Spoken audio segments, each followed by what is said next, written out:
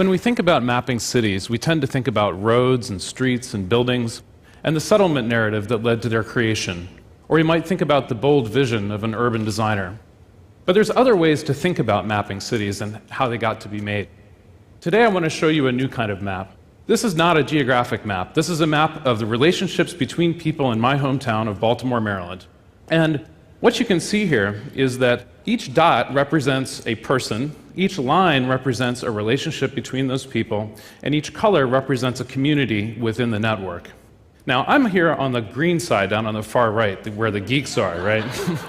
And TEDx also is down on the far right. Now, on the very far side of the other side of the network, you tend to have primarily African American and Latino folks who are really concerned about somewhat different things than the geeks are.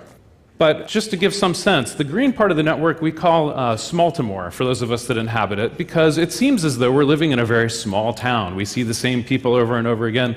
But that's because we're not really exploring the full depth and breadth of the city.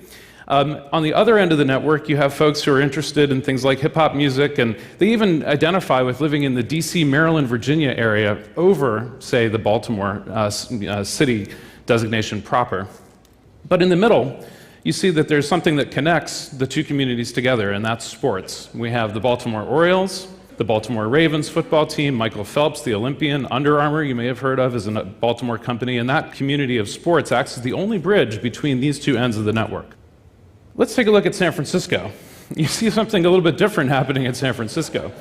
On the one hand, you do have kind of the media, politics, and news lobe that tends to exist in Baltimore and other cities, but you also have this very predominant group of geeks and techies that are sort of taking over the top half of the network. And there's even a group that's so distinct and clear that we can identify it as Twitter employees next to the geeks, right in between the gamers and the geeks, at the opposite end of the hip-hop spectrum. So you can see, though, that the tensions that we've heard about in San Francisco in terms of people being concerned about gentrification and all the new tech companies that are bringing new wealth and settlement into the city are real, and you can actually see that documented here. You can see the LGBT community is, not really getting along with the geek community that well, the arts community, the music community.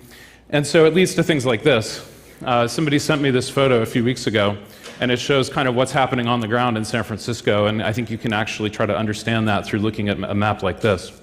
Let's take a look at Rio de Janeiro. I spent the last few weeks gathering data about Rio. One of the things that stood out to me about this city is that everything's really kind of mixed up. It's a very heterogeneous city in a way that Baltimore or San Francisco is not. You still have kind of the lobe of people involved with government, newspapers, politics, columnists. TEDx Rio is down on the lower right next to bloggers and writers. But then you also have this tremendous diversity of people that are interested in different kinds of music. Even Justin Bieber fans are represented here. Other boy bands, country singers, gospel music, funk and rap and stand-up comedy. And there's even like a whole section around drugs and jokes. How cool is that?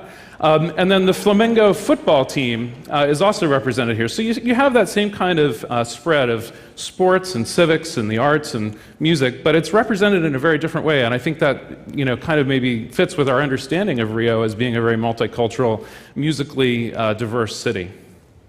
So we have all this data. It's an incredibly rich set of data that we have about cities now, maybe even richer than any data set that we've ever had before. So what can we do with it? Well, I think the first thing that we can try to understand is that segregation is a social construct. It's something that we choose to do, and we could choose not to do it. And if you kind of think about it, what we're doing with this data is aiming a space telescope at a city and looking at it as if it was a giant high school cafeteria and seeing how everybody arranged themselves in a seating chart. Well, maybe it's time to kind of shake up the seating chart a little bit. The other thing that we start to realize is that race is a really poor proxy for diversity. We've got people represented from all different types of races across the entire map here that, in fact, don't really, only looking at race doesn't really contribute to our development of diversity. So if we're trying to use diversity as a way to tackle some of our more intractable problems, we need to start to think about diversity in a new way. And lastly, we have the ability to create interventions to start to reshape our cities in a new way. And I believe that if we have that capability, we may even bear some responsibility to do so. So what is a city? I think some might say that it's a geographical area or a collection of streets and buildings. But I believe that a city is the sum of the relationships of the people that live there. And I believe that if we can start to document those relationships in a real way, then maybe we have a real shot at creating this kind of cities that we'd like to have. Thank you.